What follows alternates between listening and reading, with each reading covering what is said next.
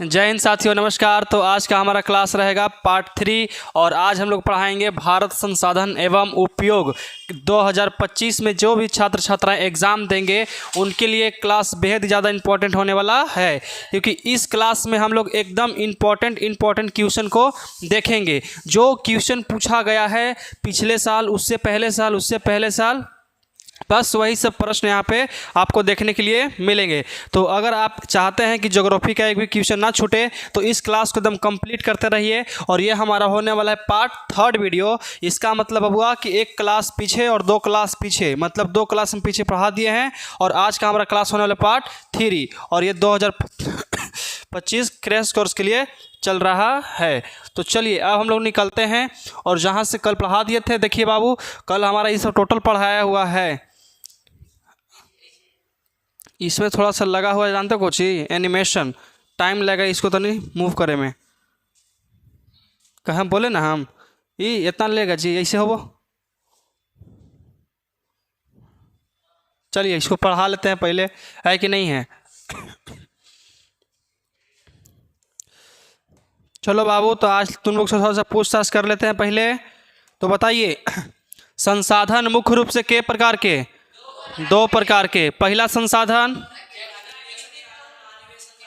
पहला होता है प्राकृतिक और दूसरा मानवीय। संसाधन का वर्गीकरण के भाग में किया गया है? 3 भाग में। कौन कौन? चलो, पहला उत्पत्ति के, दूसरा उपयोगिता के आधार पर, तीसरा स्वामित्व के आधार पर। संसाधन के विकास के स्तर पर के वो किया गया है? 4। कौन कौन? तुम बताओ। हाँ, विकास के स्तर के आधार पर नहीं देखे हो? उसमें 4 है। पहला है संचित कोष। देखो कुछ कुछ दिए हैं ऐसे।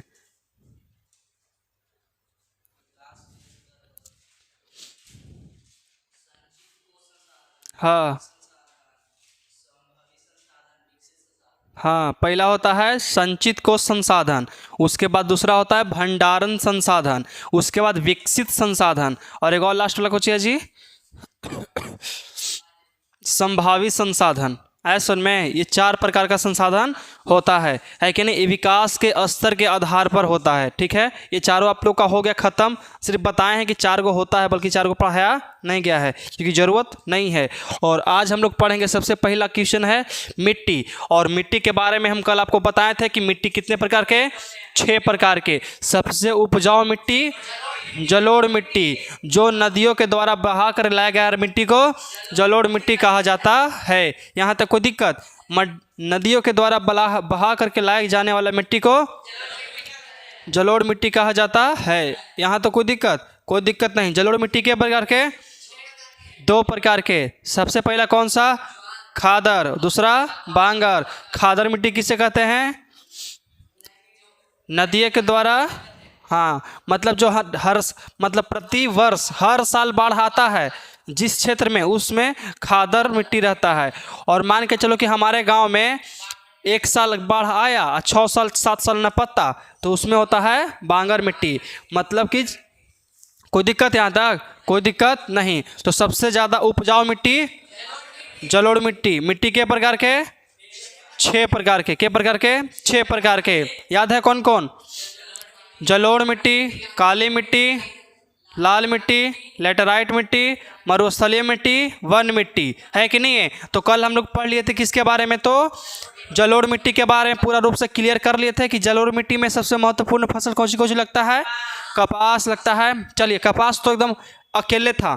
अब सोचिए, सबसे पहले धान को काट लिए, गेहूं बोन दिए, चलो कोई दिक्कत नहीं। चना बोन दिए, कोई दिक्कत नहीं। दलहन तिलहन होता है कि नहीं है? ये सब होता है उसमें। कपास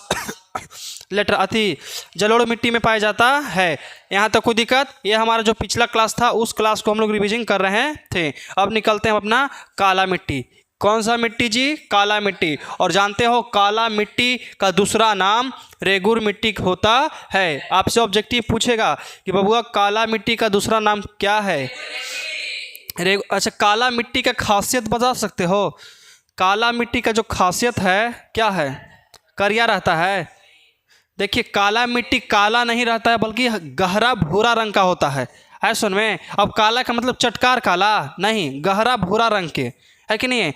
जो ऐसे मान के चले कि भारत के लोग क्या हैं, काले नहीं हैं, हल्का गहरे भूरे रंग के हैं, चटकार करिया नहीं, एकदम एकदम पूरा कोयला के दिनों में नहीं दिख रहा है कि नहीं। वो भी उतना नहीं है। ब्लैक के मतलब पहले है, ब्लैक के मतलब वो पहना हुआ है कि नहीं है।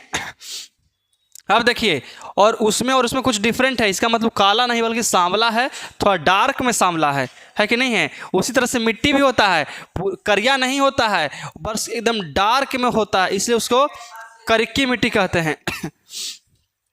हाँ, करिका के पास लेके चलो गोर नहीं लगने लगेगा, है कि नहीं है। इसलिए कभी, और तुम हंस रहा है काहे लगे, हमने अगर ओजोन परत में छिद्र होगा तो हमने बच जाएंगे। तुम अपना सोचो ना जी, क्या जी अजनीश, सोचना है, तुरंत निकल देगा, 1-2 दिन के बाद टिकट कट जाएगा, लेकिन हम नहीं बच जाएंगे। देखिए समझते हैं, इस मिट्टी का रंग काला होता है। इस मिट्टी का रंग कैसा होता है बाबू, काला होता है। तो काला मिट्टी का रंग कैसा होता है, काला होता है। और काला मिट्टी का एक और नाम कोची, रेगुर मिट्टी। अब देखिए जो ज्वालामुखी के बेसाल्ट लावा के विखंडन से बनता है। सोचिए कैसे बनता है, अब समझाते हैं। ज्वालामुखी जो निकलता है, मान के चलो कि पहाड़ से ज्वालामुखी निकल रहा है और जो विस्फोट हुआ और विस्फोट होकर जब पूरा छितरा जाता है, ऐसा तो ना है कि ज्वालामुखी 1-2 किलो निकलता है, नहीं, ढेर सारा निकलता है। और निकलता है तो गांव के गांव में फैल जाता है और वह ठंडा हो जाता है। क्या होता है, ठंडा। और ठंडा होने के बाद जो ऊपरे वाला परत रहता है वही सब काला मिट्टी के निर्माण करता है। और काला मिट्टी की एक और खासियत है कि उसके अंदर अगर पानी डाल दोगे ना तो बड़ी देर दिन तक एकदम वो नमी रखता है।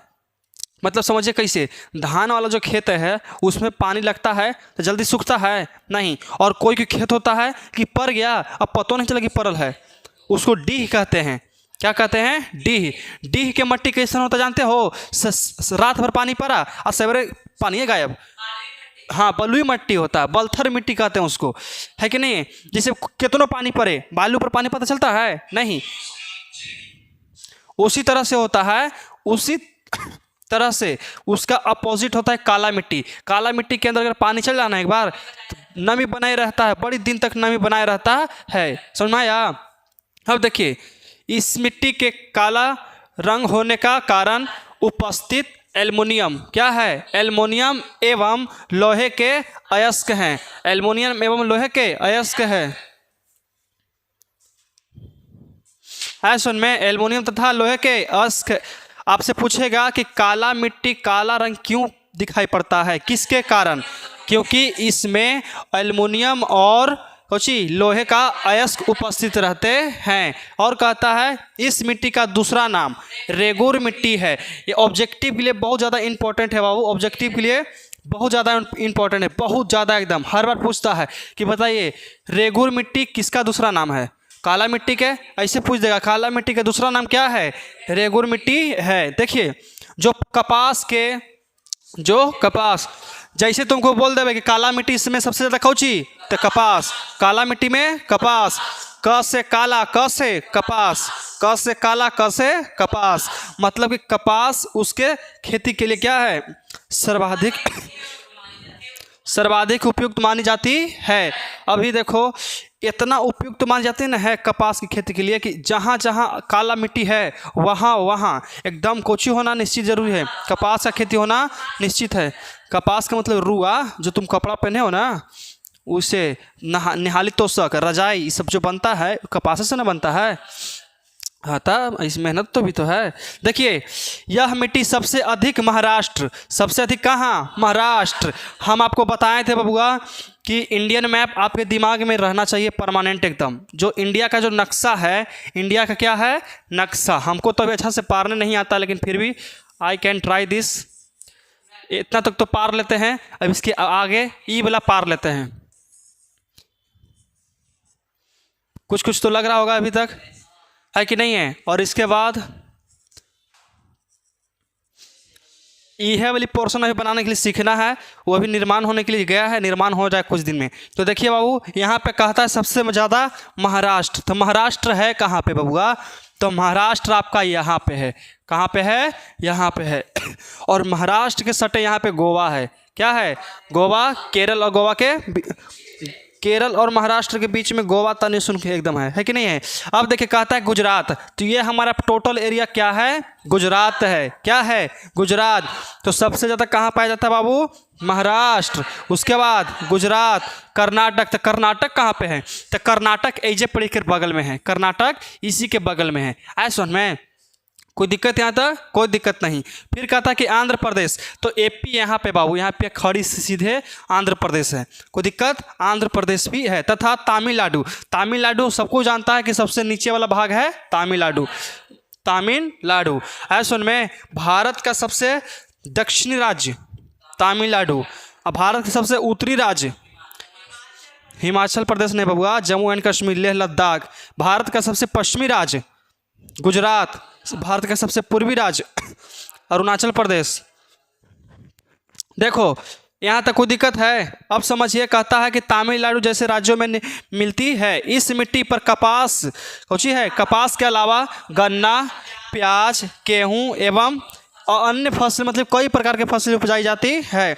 अब सोचो कि यहाँ पड़ी प्याज भी उपजाया जाता है। देखो प्याज क्यों उपजाया जाता है? सोचिए कि प्याज उपजाने से फ़ायदा, इस मिट्टी में नमी रहता है, और प्याज का सोचता है कि हमारा मिट्टी फुल्की चाहिए ताकि हम इसे पसर सके, है कि ना है? बैठ सके एकदम मोटा होके, है कि ना है? अब अगर ये प्याजिया के एकदम ईंटा में गाड़ दो तो बेचारा फैलेगा कहाँ?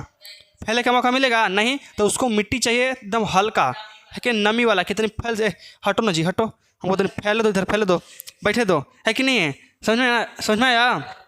अब देखो जैसे मैं गन्ना के लिए भी चाहिए, है कि नहीं है? यहाँ तो कोई दिक्कत है? समझ में आ गया? अब देखिए, अब इस क्वेश्चन को थोड़ा सा आप लोग देखिए और समझिए कि कपास, देखिए सबसे पहले है काला मिट्टी। तो काली मिट्टी का रंग कौन होता है? काला होता है। ज्वालामुखी किससे, कहाँ से बनता है? हिंदी की पढ़ाता ना तो नहीं जी, तो पढ़ो ना इसे, कि जो ज्वालामुखी के बेसाल्ट लावा के विस्फोटन से बनता है। इस मिट्टी का रंग क्या होता है? काला होने का कारण पूछ रहा था, कारण क्या है? एल्युमिनियम और लोहे के अयस्क। देखिए इस मिट्टी का दूसरा नाम रेगून मिट्टी है, जो किसके खेती के लिए? कपास की खेती के लिए क्या है? प्रसिद्ध है। यह मिट्टी सर्वाधिक कहाँ? महाराष्ट्र, गुजरात राज्य में मिलती है। इसमें अन्य फसल कौन कौन बताइए? कपास, प्याज, उसके बाद गेहूँ, फलें उपजाई जाती है। तो यही थी काली मिट्टी का जीवन जननी। काला मिट्टी इसी को कहते हैं। तो काला मिट्टी सबसे ज़्यादा उपजाऊ कहाँ पे है? महाराष्ट्र में, उसके बाद गुजरात में, उसके बाद कर्नाटक, उसके बाद एपी मतलब आंध्र प्रदेश, उसके बाद TN तमिलनाडु। ऐसा में याद रहेगा, बिहार में जलोढ़ मिट्टी है, जलोढ़ मिट्टी है सर, सबसे ज़्यादा बिहार में जलोढ़ मिट्टी है, मतलब उतना नहीं है।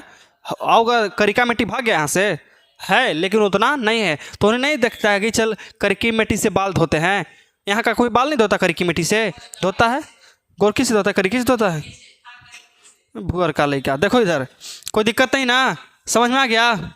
यहाँ तो कोई दिक्कत है? याद हो जाएगा। चलिए अब चलते हैं हम लोग।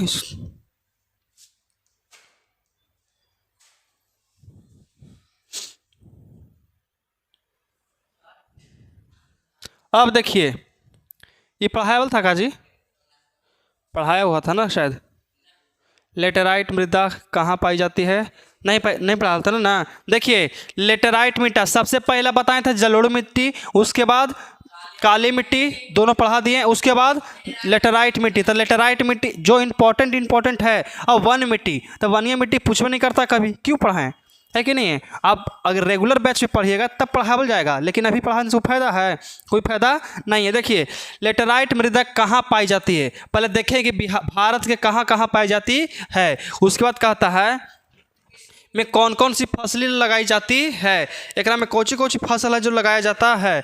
अब जानते हो बाबू, ये 2023 के पूछा हुआ क्वेश्चन है, 2023 के पूछा हुआ प्रश्न है। अब देखो कहीं रिपीट कर देवे, एक साल ड्रॉप करके।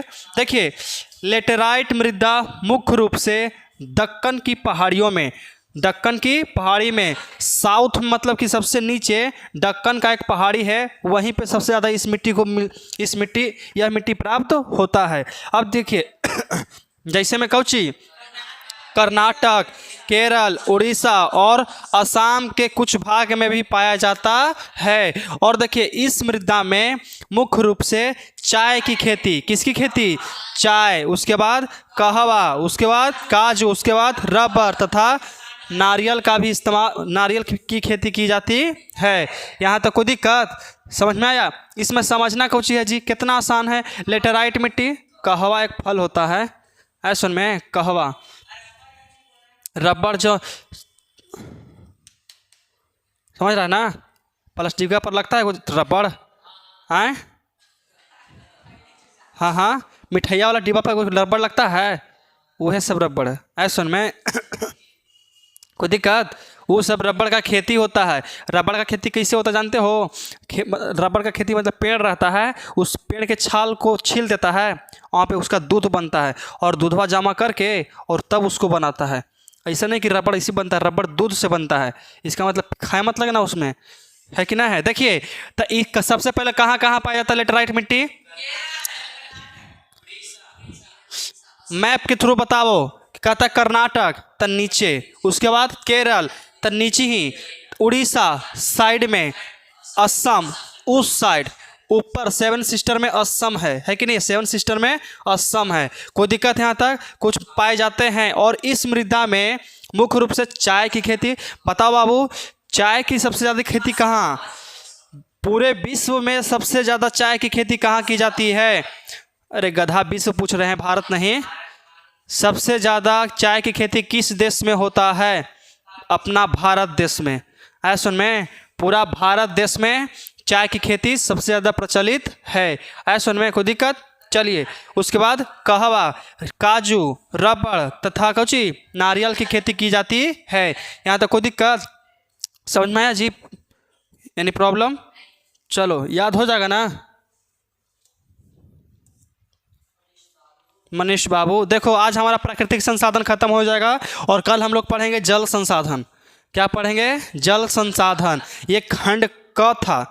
ऐसा में प्राकृतिक संसाधन ये खंड क था जो 3 क्लास चला है, और कल का हमारा क्लास रहेगा जल संसाधन, वो भी ख में, खंड ख, है कि नहीं? खंड ख। देखिए अब कहता है कि मृदा के निर्माण में कारकों का उल्लेख करें, कि मतलब कि मृदा जो है, मिट्टी जो है कैसे बनता है, किन किन पदार्थों से बनता है। तो हम आपको बताए थे बाबू कि मिट्टी चट्टानों से टूट टूट के बनता है। पहले इतना बड़ा पुराना होते होते फिर इतना छोटा छोटा करते करते करते करते करते ऐसा होता है ढेला, फिर वो फूट फाट के मट्टी बन जाता है। तो तुमको लगता है कि मट्टी तुरंत बन जाता है? नहीं, उस चट्टान को फूटने में लाखों करोड़ों साल लगता है। ये ना कि हम अब जाके फोड़ दिए उसको, ए भैया तुरंत तो बन ही गया। अरे कितना तुम बना लेगा अपने से? कितना मट्टी तू बना लेगा अपने से? बोलो, ज़्यादा ज़्यादा इतना इतना इतना। लेकिन पूरा पृथ्वी है, उस सब मिट्टी सोचो कहाँ से बना है। तुम सोच रहा होगा अरे भैया 1 करोड़ साल बोल दिए आप, लाइए हम पत्थर फोड़ के मिट्टी बना देते हैं। तो पूरा कौन बनाया है? वो प्राकृतिक है? नहीं। तुम्हारा मिट्टी कोई काम के है? नहीं, वो पत्थर है, मिट्टी नहीं है। पत्थर बनने के लिए उसको प्राकृतिक तरह से टूटना पड़ेगा, तब वो पत्थर होगा। अब दूसरा बताए थे, कोई भी जीव जंतु मर जाता है, सड़ जाता है, तो उसको दफन कर दो, वो भी मिट्टी का निर्माण ले लेता है। वनस्पति हो गया, मतलब कोई भी चीज़ हो गया, पेड़ उड़ हो गया, केला के पेड़ हो गया, कोई चीज़ के पेड़ हो गया, डाल दो, 2 साल के बाद निकालो तो लेग पीस निकलेगा, कुछ नहीं निकलेगा, पता नहीं चलेगा, खत्म एकदम, है कि नहीं है? सब खत्म, हड्डियों नहीं रहेगा। हड्डी कैसे छोड़ देगा? हाँ, तो वो सब के दफन कर ला होवे किया, कितना होगा? 10 साल, 20 साल, 50 साल, हम लाखों करोड़ों साल कह रहे हैं, है कि नहीं है? हड्डियों नहीं बचेगा, हड्डी तो आँखों नहीं बचेगा।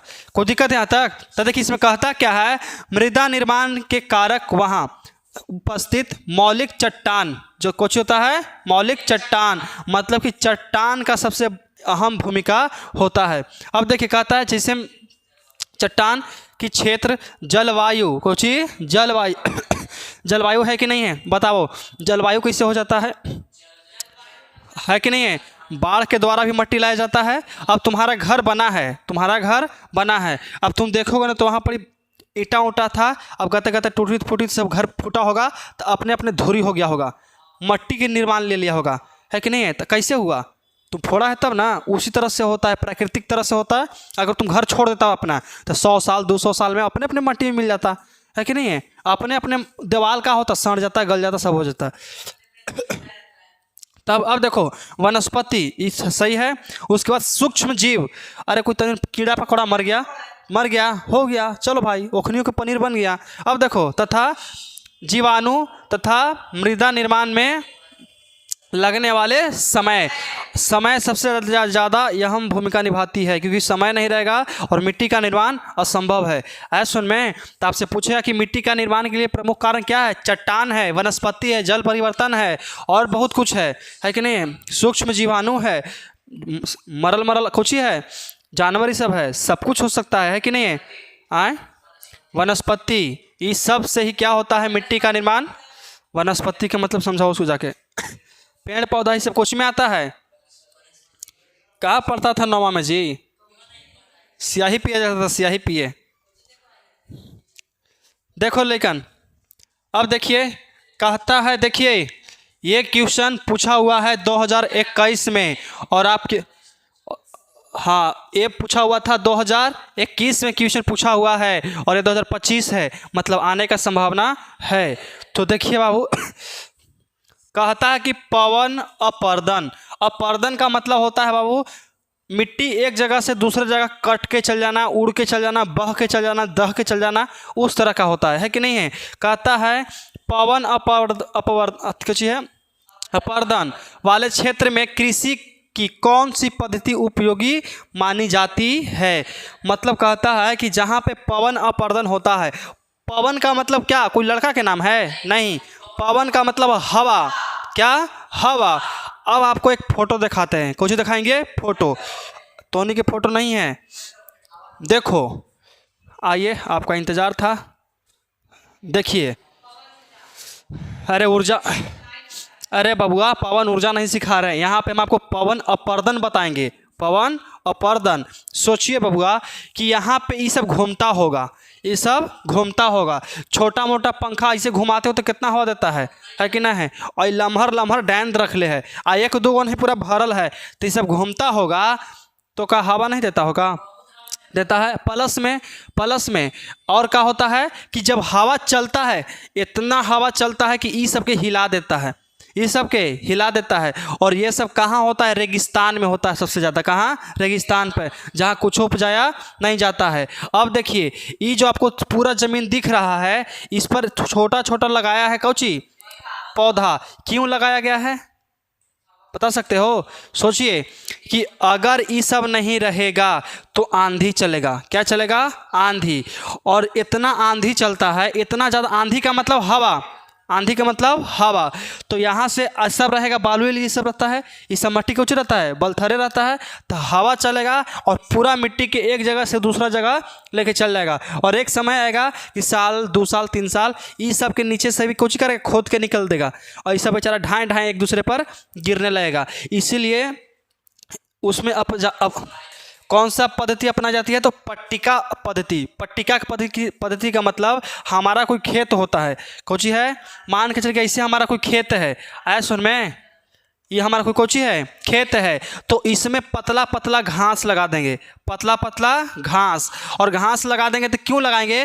क्योंकि आंधी आएगा, हमको क्या दिक्कत है? आवो, कोई दिक्कत है? घासिया उड़ जाएगा, मट्टी थोड़ी ना उड़ जाएगा हमारा, है कि नहीं है? स्टेडियम में घास लगा रहता है, देखते हो? अगर स्टेडियम में घास न रहे तो सब क्रिकेटर धूरी फाँके रहते आए, भूख लग लेते उठा के खा लो, कोई देख रहा है कि नहीं है? तो घास लगा रहा था क्यों? कि धूरी गर्दा नहीं उड़े, है कि नहीं? धूरी गर्दा ना उड़े। क्या वहाँ पर हवा ना चलता होगा? एकदम चलता है। ऐसा तो नहीं कि स्टेडियम तो हवा चलना बंद होगा, हवा कोई रोक देगा? तो इसलिए है कि ना है, पानी पड़ता सब कवर अप के लिए है। तब देखिए तो इस पर जानते हो कौची लगा देते हैं? घास पतला पतला लगा देते हैं। घास इसलिए लगाते हैं बाबू ताकि हमारा जब पवन चले, आंधी चले तो हमारा ज़मीन कच्ची मट्टी ना उड़े, और ना उड़ेगा तो जैसे रहेगा वैसे ही रहेगा। अब एक ही के पास हवा के तो चले ना जी, कोई फर्क पड़ेगा? ये सब आओ कहेगा कि यार बड़ी गर्मी लग रहा था, भले हवा चल रहा है कि नहीं है? ये सब यही नहीं कहेगा जो लगल है, देखो तो पूरा दूर दूर तक लगल है। दिख रहा है, समझ में आया। इसमें पवन अपर्दन में किस प्रकार की खेती की जाती है, तो पट्टी नुमा खेती। कोची पट्टी नुमा। अब आपको दिखाते हैं कि कैसन पट्टी नुमा था। अब देखिए देखिए कहता है कि पवन अपर्दन वाले क्षेत्र में पट्टिका कृषि, कोची पट्टिका कृषि। पट्टिका कृषि पता है ना बाबू कि खेत रहेगा ऐसे और आप में इसमें कुछ उपजा देना है, घास लगा देना है, घास लगा देना है, आरियो नहीं छोड़ना है, आरियो पर घास लगा देना है ताकि आरी टूट के एकड़ में न चल जाए, ऐसा सुन में। ताकि अब देखिए पट्टिका कृषि का उपयोगी मानी जाती है। पट्टिका कृषि में फसलों के बीच घास की पट्टी कुछ कर जाता है, उगाई जाती है ताकि पवन द्वारा मिट्टी एक स्थान से दूसरे स्थान तक ना जाए, है कि नहीं है। कितना आसान है पवन अपर्दन। हम कोई भी फसल करेंगे उसमें पतला पतला घास लगा देंगे ताकि हमारा मिट्टी उड़िया के ना जाए, है कि नहीं। अब तो रोड पर चलित रहता है, क्या होता है कि आंधी आ गया कस के, अरे मुँह ना नोपो ऐसे करो सगरो। सोचो तो अगर मान चलो कन्हू सगरो घास रहे, सगरो है कि नहीं, सगरो घास रहे, सभी जगह कुछ रहे घास रहे, और घास रहेगा तो आंधी कितना आवे, मस्त हवा चलाएगा, है कि नहीं है, एकदम मस्त हवा। लेकिन रहता है सब कुछ धूरी गर्दा बालू बलथर मिट्टी कुट्टी कुछ रहता है, एकदम पूरा मुँह पर भर देता है, हर फेस वॉश खराब हो गया, हर फेशियल खराब हो गया, है कि नहीं है। उसी तरह का ना होता है। तो समझ में आ गया आपको, इसमें कोई दिक्कत है कि पवन अपर्दन का मतलब कि अथी पट्टिका कृषि, कोची पट्टिका कृषि मतलब कि हम लोग खेत के बीच में पट्टी लगा देंगे, किसका पट्टी, घास का पट्टी लगा देंगे ताकि हमारा जो मिट्टी है एक जगह से दूसरा जगह ना जाए। आपसे कभी पूछ देगा कि जल अपर्दन क्या है, तो जल अपर्दन का मतलब हुआ कि जल के द्वारा बहा करके ले जाने वाली मिट्टी को क्या कहते हैं, जल अपर्दन कहते हैं। कोई दिक्कत यहाँ तक, चलिए तो समझ में आ गया। अब चलते हैं अपना अगला क्वेश्चन पे। ये तो अभी ना दिखाए हैं जी, हटो। हाँ अब आ गया, कहता कि फसल चक्रण मृदा संरक्षण, फसल चक्रण, ये जो फसल चक्रण है मृदा संरक्षण में किस प्रकार सहायक है। हमारा मृदा के मतलब मिट्टी और संरक्षण का मतलब बचाव। अगर हम फसल को, चक्रण का मतलब बदल बदल के, कुछ ही बदल बदल के, अगर हम फसल को बदल बदल के लगाते हैं तो हमारा मिट्टी को कैसे संरक्षण कर सकते हैं, इसी के बारे में हमको इसमें पढ़ना है कि अगर हम फसल को बदल बदल कर लगाते हैं हर एक साल तो क्या हमारा मिट्टी अच्छा रहेगा या ख़राब रहेगा, है कि नहीं है। अच्छा रहेगा, लेकिन क्यों रहेगा इसके बारे में हम लोग समझते हैं। तो देखो बबुआ, एक चीज़ से सबको के मन भर जाता है, चाहे खेत रहे या इंसान, है कि नहीं है। एक चीज़ से हर कोई के मन भरने लगता है, वो भी चाहता है कि हमको अलग अलग अनेक अनेक लाल पियर कुछ समझ लो वो सब आना चाहिए, है कि नहीं। उसी तरह से खेत भी कहता है एक साल धान रोप दिए, दूसर को साल धान रोप दिए, तीसर को साल रोप दिए, अब खेतों को कह रहा है कैसन कैसन आदमी है, अरे रहम करो तने दूसर को के भेजो, है कि नहीं है। अरे गेहूँ को लगा दो, गेहूँ लगा दो कम से कम, नहीं धाने रोपेगा तो रुको, धान रोपा है लगा के देखो, अभी जड़िए ना होवे देंगे हम, कबार देंगे जड़िए हम, है कि नहीं। खेत सोचता है कि काहे इसे कर रहे हैं, सब कुछ लगाइए। तो क्या होता है ना कि एक के फसल अगर लगाते रह जाओगे तो जो मिट्टी का जो शक्ति होता है कम हो जाता है, मिट्टी एकदम थक जाता है, बूढ़ा हो जाता है, कहता है कि अब रह दीजिए, अब हमसे नहीं हो पाएगा। आप लगाइएगा ज़रूर, जितना लगाइएगा उतना ही निकलवे करेगा, उससे बेसी हम नहीं निकले देंगे। का तो एक ही चीज़ लगा रहे हैं ना आप, लगाइए लगाइए दिखाते हैं हम आपको, है कि नहीं है। तो इसमें देखिए फसल चक्रण सोचिए मृदा संरक्षण में अत्यंत सहायक है, मतलब कि जो फसल चक्रण है मृदा संरक्षण में अत्यंत क्या है, सहायक है। ये सहायक है, ये सहायक है मृदा संरक्षण के लिए, ठीक है। इसके द्वारा मृदा के पोषणीय स्तर, पोषणीय का मतलब उसका पौष्टिक, कुछ ही पौष्टिक, उसके अंदर का जो रहता है अनेक प्रकार के पोटास रहता है, खाद रहता है, वो सब क्या होता है, यूरिया रहता है। अब जानते हो बाबू खेत में सब पोटास डालता है, यूरिया डालता है, क्यों डालता है, क्योंकि आप देखिए गांव में तो एक समय गेहूं और एक समय धान, एक समय गेहूं एक समय धान, इसके अलावा उखने कोई काम ही नहीं है कि नहीं है। अरे तिलहन दिलहन अति रहड़ी रोप दो, कुछ हो बुन दो, फसल चेंज करो, है कि नहीं है। तो क्या करता है, अगर फसल चेंज करोगे ना बाबू तो खाद डालने का उतना ज़रूरत नहीं है, खाद डालने का उतना ज़रूरत नहीं है। लेकिन नहीं करता है, धान के बाद गेहूँ और गेहूँ के बाद 3-4 महीना छोड़ के फिर धान, फिर गेहूँ, फिर धान, फिर खेतों को कहता है अब हमको दिमाग ख़राब हो गया। तो किसान कहता है रुक, खराब हो गया है, हमारा भी खाद है, पोटास है, यूरिया है, कैसे थोड़ा DAP है, बोलेगा सी सब डाल दो। फिर कहता ठीक है मालिक डाल दीजिए, हम कर देंगे आपका काम, है कि नहीं है। खेत बेचारा एक तरह से एकदम अथी हो गया है, एक ही चीज़ के कितना हम लोग उपजा सकते हैं, है कि नहीं है। आप ही लोग को एक ही चीज़ डेली खाने के लिए देते हुए आप लोग को कौन सी पसंद है ज़्यादा ज़्यादा, जो शाकाहारी रहेगा उसको शाकाहारी भोजन, और जो मांसाहारी रहेगा उसको हमको चिकन चाहिए डेली। तुमको डेली चिकन मिलेगा प्रतिदिन, सुबह शाम दोपहर, खा पाओगे? नहीं खा पाओगे, कभी भी नहीं खा पाओगे। भले 1 महीना पर 1 दिन मिल जाए, हाँ चलो ठीक है, कोई बात नहीं, है कि नहीं। अब तुम लोग शाकाहारी हो, दाल चावल खाते हो, डेली खा लोगे दाल चावल? नहीं, मुंह के स्वाद के लिए अलग अलग चाहिए।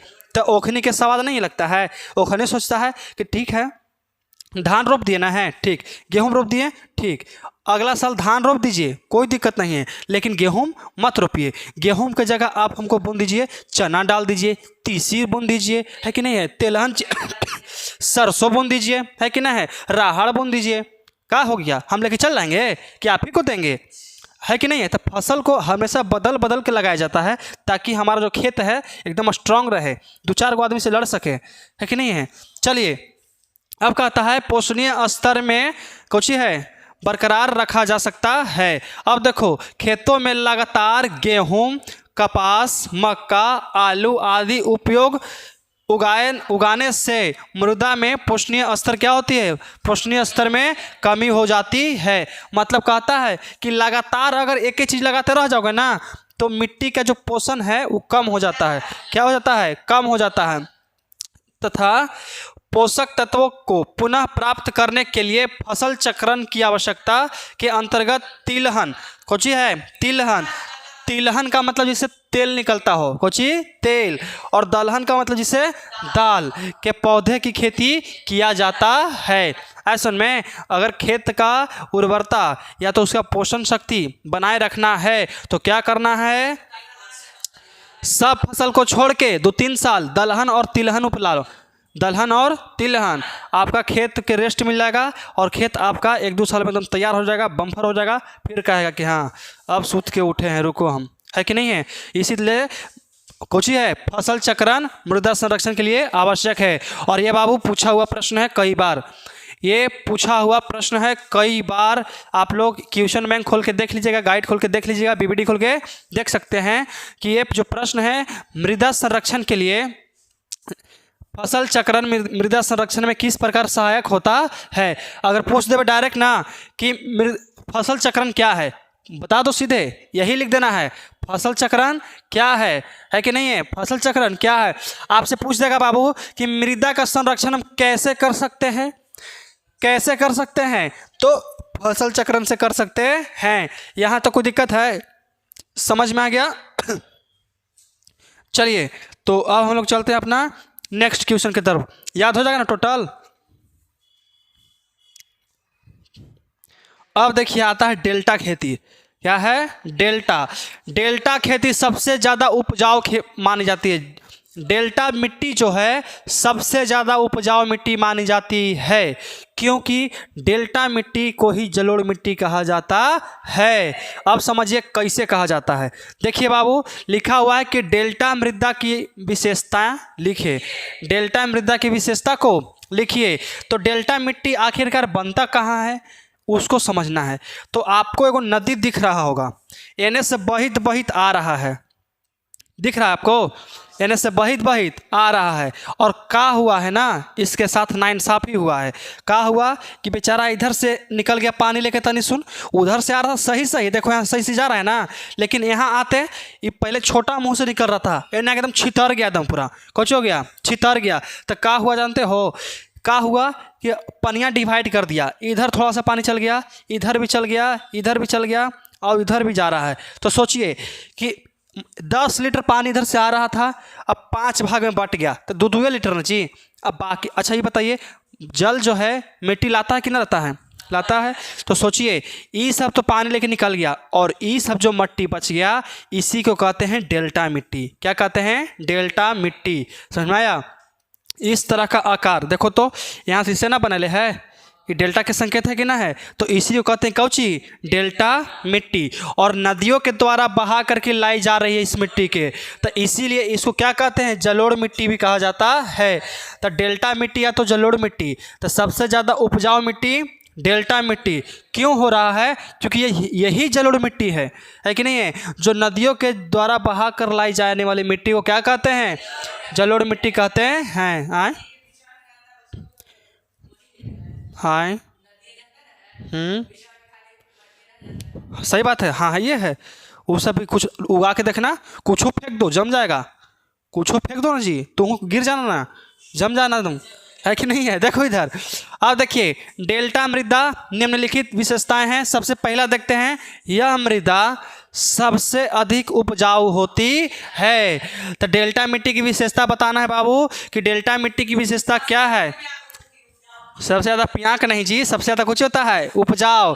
तो सबसे ज़्यादा उपजाऊ मिट्टी डेल्टा मिट्टी। इसके पीछे किसका हाथ है? न कहता है कोई अगर स्टेशन पुलिस में धरा गया तो कहता है तुमको मालूम नहीं कि मेरे पीछे किसका हाथ है? किसका हाथ है? तो इसके पीछे किसका हाथ है? जलोढ़ मिट्टी के हाथ है। इसलिए इतना फुदक रहा है कि ना हो हम उपजाऊ हैं, है कि नहीं? इसके पीछे किसका हाथ है? तो जलोढ़ मिट्टी के। अब कहता है कि इस मृदा में साधारणतः पोटास, क्या? पोटास, फास्फोरिक अम्ल तथा चूना पर्याप्त मात्रा में होते हैं। इसमें क्या क्या प्राप्त होता है? तो पोटास और फास्फोरिक, उसके बाद चूना पत्थर प्राप्त होते हैं। अभी मत समझना क्या हो चूना पत्थर होता, चलो निकाल लेते हैं का, इसमें मिला हुआ रहता है, इसमें घुला हुआ रहता है, उस लेवल का मात्रा इसमें पाया जाता है। अब कहोगा कि पोटास, पोटास ने बड़ी महंगा मिलता है, बोझा में मिलता है, डिब्बा मिलता है, एक में से ले लेते हैं ना। पोटास मिलता है बीज भंडार आपका, हाँ नहीं मिलता है पोटास, वहाँ मिलता है।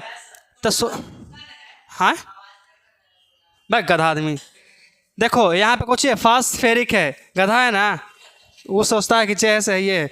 यहाँ तक कोई दिक्कत बाबू? डेल्टा खेती समझ में आया? डेल्टा मृदा समझ में आया? तो सबसे उपजाऊ मिट्टी जलोढ़ मिट्टी, लेकिन डेल्टा मिट्टी, तो डेल्टा मिट्टी के किसका पीछे हाथ है? जलोढ़ मिट्टी के। किसका? जलोढ़ मिट्टी। आप हमको बताइए कि यहाँ पे जो मिट्टी है बबुआ, भागना मत जी, यहाँ पे जो मिट्टी है ये खादर है कि बांगर है? कौची है? खादर। क्योंकि यहाँ पे पनिये में तो पज ही रहा है कि नहीं? तुरंत भगा देगा। तनी से बेसी पानी आया निकालो जगह घस को, दूसरा आदमी के आवे तो, है कि नहीं है? तो इसका मतलब कि डेल्टा मिट्टी एक प्रकार का क्या हो सकता है? खादर मिट्टी होता है। कोई दिक्कत यहाँ तक? कोई दिक्कत नहीं होना चाहिए। चलिए बाबू,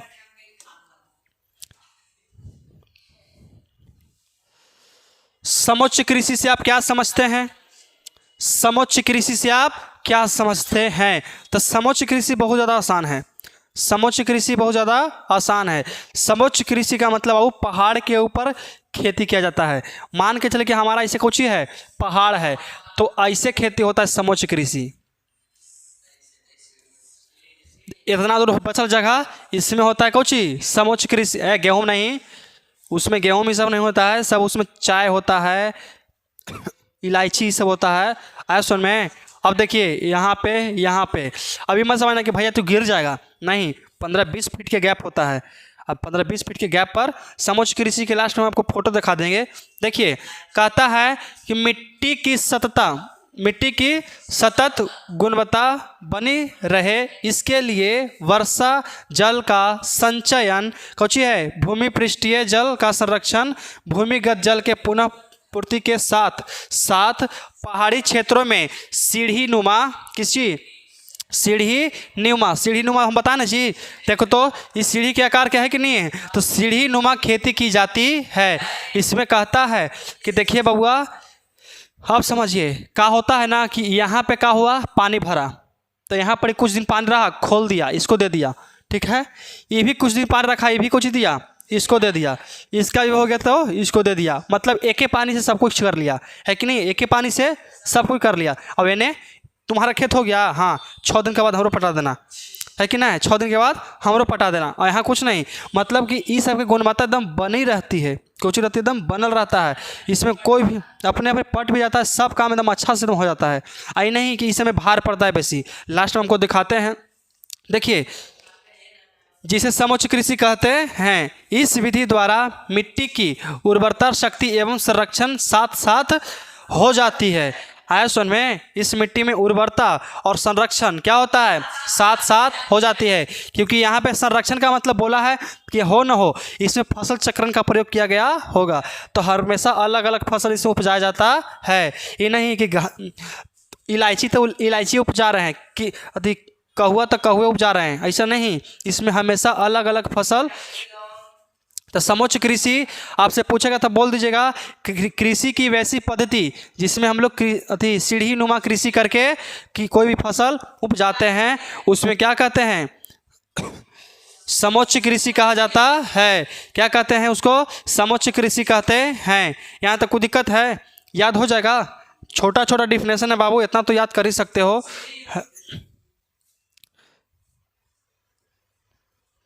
आओ है जी, देख लेते हैं।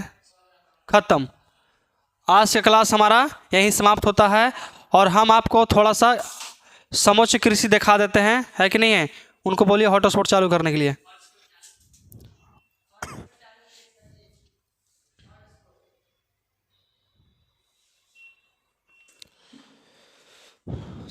समुच्च कृषि हो रहा है कि नहीं हो रहा है, चालू है ना।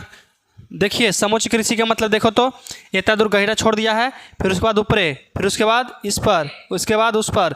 देखिए मतलब ऐसे रहता है, उसके बाद इस यहीं पे, उसके बाद यहाँ यहाँ यहाँ यहाँ, इस तरह से क्या होता है। हाँ यही सोचो ना जी कि पहाड़ पर खेती कर रहा है कि नहीं, पहाड़ के ऊपर खेती कर रहा है, वो धान रोप ले है, सोचिए दिमाग कितना विकसित है कि नहीं है। गिरे कैसे, गिर जाए कैसे, तुमको गिरे वाला लगता है, इतना एकदम ऐसे ना रहता है, सीढ़ी पर से गिर जाते हो। सीढ़ी का मतलब देखो ना, यहाँ 10 फीट के गैप है, कितना 10 फीट 15 फीट चौड़ा चौड़ा रहता है, तब होता है यहाँ पे जाकर के समुच्च कृषि। देखा ना लिखल है क्लास 10th समुच्च कृषि किसे कहते हैं, है कि नहीं है। समुच्च कृषि के बारे में आपको विस्तार से पढ़ना है इधर, कोई दिक्कत है, समझ में आया। तो आज का हम अपना क्लास यहीं रखते हैं, और कल हमारा चलेगा जल संसाधन। क्या चलेगा, जल संसाधन। तो आज के लिए इतना ही, मिलते हैं हम लोग अपना नेक्स्ट क्लास।